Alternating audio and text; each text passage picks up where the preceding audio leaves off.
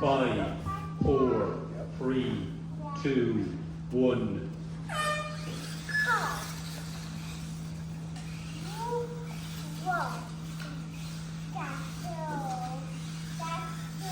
Area 8.44. Best lap.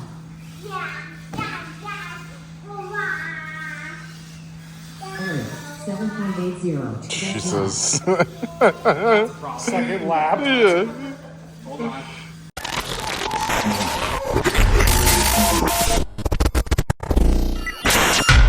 What's going on, everybody? Walter with the RC Addiction Vlog. Guys, welcome back to the channel. Welcome back to the RC Vlog. Guys, we've been slacking on the content and we apologize, but we are back at it. We're back at some racing, and this is a little bit different. This is a little smaller version of racing than we're used to. We have a buddy of ours here in town that has decided to set up a little pop-up like off-road course, carpet course for the Micro-Bs. And at first, I hadn't gotten one of these when they came out. I think it was about 6-8 months ago when the Micro-Bs originally came out. And I thought they were a pretty cool car, but I never really purchased one just because I didn't have anywhere to use it. Although it is small enough you can use it in your living room, which is kind of cool. So we went ahead and picked one up. Our buddy Tyler, if you guys don't know Tyler, he works at Happy Campers here in Medford, and they've been setting up a pop-up off-road course every other Tuesday in Medford. And we got invited. Last week, we got invited to go to this race, and we went and picked up a Micro-B. So we ended up showing up last night, not really knowing what we were going to do. I kind of felt silly, too, because, like, when you bring this little itty-bitty race car to the racetrack, like, how many tools do you need, right? How many tools could you need? Well, believe it or not, me and Eric and Ryan needed all of our tools, and I was so glad that I brought my entire tool bag set up because I would have been without last night, because there was quite a bit of stuff that we ended up doing to these things to make them ride a little bit better, not traction roll on the carpet. It was a lot of fun, guys. You don't normally think that something like this would be that much fun racing around on the carpet, and it was. There was, I think, 7 or 8 of us total. We split it up 2 classes, A heat and a B heat, and let everybody kind of duke it out on the off-road course. It was really fun because it's competitive. It's a box stock class. We don't run. We don't change anything. We changed the ride height, pulled the spacers out of the shocks, did a couple things that we know we can do to a stock machine to keep it box stock, or what's within those limitations, of course. But there is quite a bit of adjustment on this thing that you get just right out of the box. You can move your shocks quite a bit. The rear spindles have 2 different adjustments for your rear camber.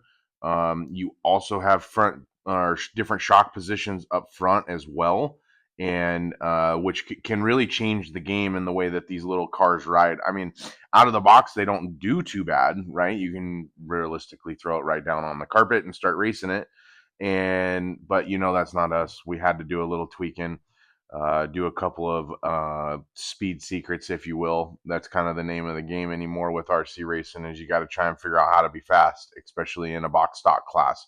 And usually that ends up with a couple minor tweaks to the car and consistency when it comes to lap times. So we had a lot of fun last night, guys. I wasn't sure if Tyler was going to be okay with us doing like videotaping because it is at his place of business, and there might be things that he didn't want us to video or have in the video, but we did kind of get some approval for next time. So I will make sure to shoot you guys, or make sure to shoot plenty of other video next time and show you guys exactly what we got going on over there. But it was a blast. I mean, regardless of whether or not I did win, ended up beating Eric. I don't know how. I think it was just consistency, but because he was catching me at the very end because I was being too inconsistent. And yeah, we had a great time. It was a lot of fun, guys. I walked out of there thinking, like, man, that was, for just racing a 24th scale buggy, like, that was pretty fun. And our buddy Ryan, who doesn't have one of the cars yet, walked out of there saying, yeah, oh yeah, let's buy one. And then who else is up for a mod mini truck class or micro truck, right? because who everybody loves racing 2 classes. So, yeah, we've been kind of having some fun with this, guys. I came home last night all smiles. Thanks to Tyler and his group of buddies that have started this thing. Like, shout out to you guys. I mean, it's pretty cool when you know, you have the means to be able to do this, and then you actually see it get put all together and raced. So it was really fun. Shout out to Tyler and his group of friends. Make sure if you guys need to pick up one of these Micro-Bs, use that A-Main link below. We know that we're slacking on the content, guys. We apologize. My world is an absolute nightmare right now, between not only my work, my wife's work, uh, my kids' t-ball team, my daughter's gymnastics, my health, my wife's health. I was sick there for a little bit and just was not able to do it. So we appreciate your patience with us, guys. We are trying to get through all of this, get through this next month or so, and then be able to get back at it. So we are having tons of fun still RCing, and we will be doing more unboxing videos. I didn't even get, like, this is how seriously busy my schedule is right now. Is when I bought this car, this Micro-B, is I literally brought the box in the garage and I set it on my counter, and I didn't touch it for a week. Like, I couldn't even do an unboxing video, didn't have the time to do one. And yeah, so as far as the unboxing on these little boogers, they are pretty sweet little things. If you haven't seen yet, we've already done some speed secrets to this, so don't look too close. But nice Spectrum receiver on top. Comes with the Spectrum 2S battery. This is a ready-to-run car, so it does come all ready to go. I did leave my battery charged or plugged in. That's a big no-no. Big no-no. Accidentally left the battery in there. So little micro buggies, guys. These things, pretty sweet little rides. Fast little suckers too for what size they are, and they're cool. I mean, you can use these in your living room. That's the cool part. Like, if you and your kid just wanted to race these around in the living room, you can do that. We do have a couple things that we need to figure out with as far as the shocks go, because the shocks are just, after about a 5-minute heat race, the shocks are smoked and the car's just like traction hopping everywhere. So we're going to try and go through the shocks, maybe try and drill some piston holes in it to see if we can just get them to free up.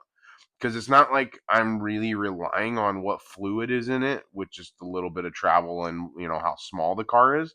But there's definitely some improvements, because right now, like, when you push down on it, it doesn't even want to rebound. Like, there's not enough spring tension to even rebound the shock because of how little fluid and how probably like airlocked they got from us racing them so hard last night.